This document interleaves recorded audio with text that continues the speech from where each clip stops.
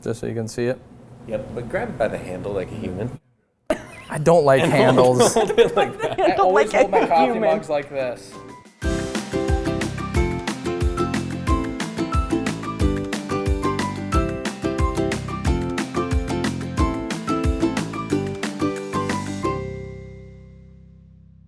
I thought I had something. It's good that these guys are good at their job and can cut stuff out and stitch it together. And Welcome to Coffee Break, a series where I sit down with Bolton Menk employees and learn more about who they are and the services they provide.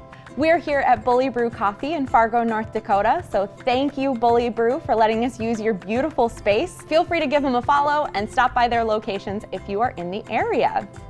So now I'm going to turn the spotlight over to our guest of honor. Thank you for being here today. Could I get your name, your job title, your office location, and most importantly, how you take your coffee?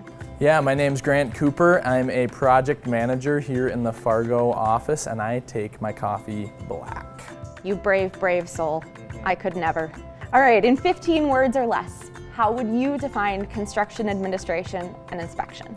Yeah, this was a tough one, but I narrowed it down to serving our clients to ensure projects are constructed properly and in accordance with the contract documents. I actually counted, and that was right on. Wow. Well done. I filled up the whole 15. You do work with numbers on a daily basis, don't you? It shows. I ended that really awkwardly. Yes, that is my answer. So why is it important to have someone from the design team on the construction site?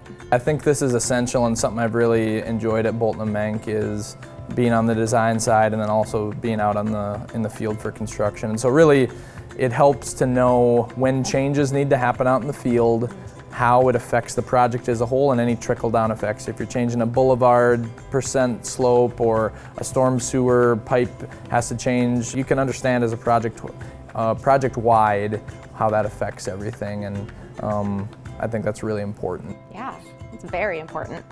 So things happen. What happens if something unexpected occurs on the job site?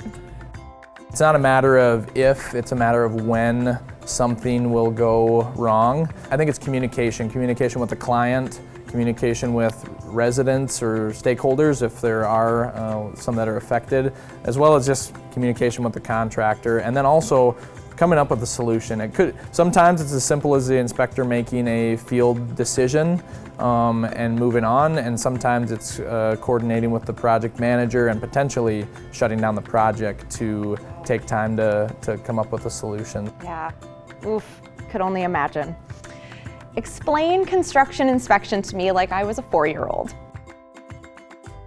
So let's say you have a bunch of Legos and you're building a spaceship or whatnot, and you have the instructions. Well, you're making sure as you're building that spaceship that it is matching what the instructions say.